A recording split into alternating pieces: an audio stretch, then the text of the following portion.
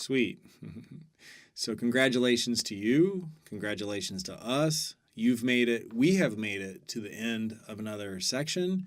You're continuing to kick ass by just like spending time every day or each week, putting in time, making sure each week, at least every week, if not every day, like having that commitment, having that focus, and making it a priority in your life. I mean, that's how you succeed. Is you say, I'm going to do this. I'm going to learn it. And then every day you carve out time and you put that time in. You add those drops to that bucket. And then you start making progress because look at how far we have come.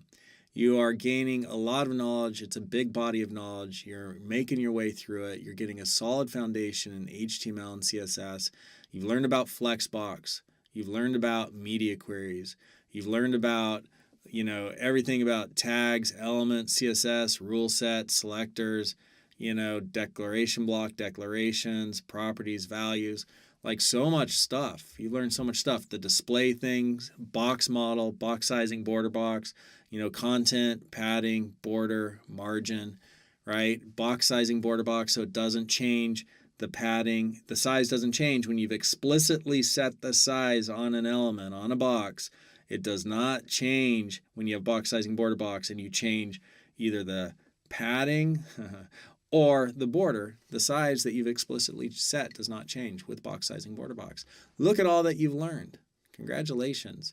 The display property, display block, display inline block, display none, display flex now, and all of the properties that go on the flex container and the flex items.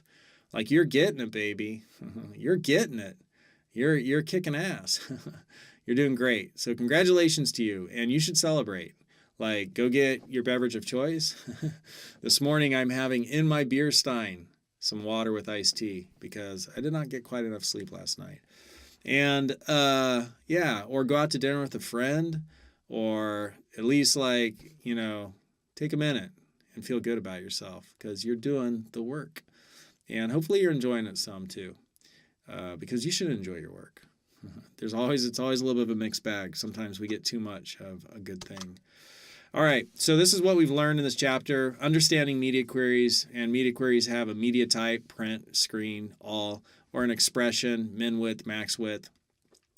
And we can include them either right in our CSS with the @media deal, and I hate that. I don't like that because then you have a declaration block, nested declaration blocks. It just looks janky to me. Or you can include it, the preferred method, for all kinds of reasons. You can include it just in your link tag in your HTML. So we learned all that, right? And to include it in your link tag in your HTML, use the media attribute, right? So just media equals and you put it in between the double quotes. And if it's the expression, it goes between parentheses. And if it's the media type, you just say the name. And then you could add different expressions together with and. So we saw all that. And we saw the min width, the max width are the ones we use 99.9% of the time. We talked a little bit more about the viewport because you're going to hear that word. So just be comfortable with it. It's just the browser window, the size of the browser window. We're going to talk about that a little bit more when we talk about some meta viewport tag thing. All right, so then we had talked about breakpoints. We learned what breakpoints are. That's like where you break, hey, I want to shift right there, make my design different. That's a breakpoint. Add your media query at that spot, and then have CSS come in to change the design. And that's responsive design, building like that. So we learned that phrase. And we learned mobile first, and we learned about some readability stuff.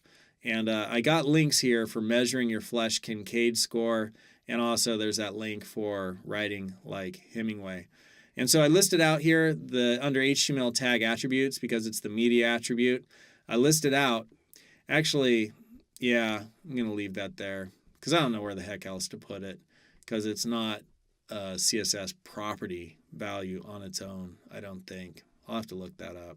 But anyhow, this is where I put it. And this is what we learned, the media type and then the media expression. I'm just going to take the feature out and make that expression, because I've been calling it expression. That's what it's called. And then I put a couple examples down there. Last thing I want to do in this review, other than patting you on the back and encouraging you to go celebrate because you're doing great, is I wanted to measure readability of something I wrote. So I opened up, here's the Hemingway editor, and I actually opened all that. So I'm going to leave. I'm going to go get like, this paragraph here where I gave a description. That's not, I'll use like my summary description down here because I just wrote that. So let's get that and let's drop it into readability and measure readability. So I'm writing at the the readability of this is 8.4 grade level.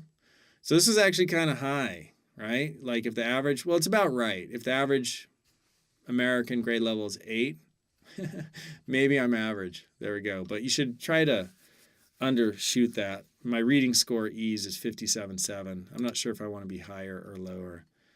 90 to 100, very easy to read. You want to be higher. All right, so I'm just about in the medium. But that's kind of interesting to check out.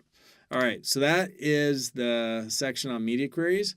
And in the next section, I don't know what we got up.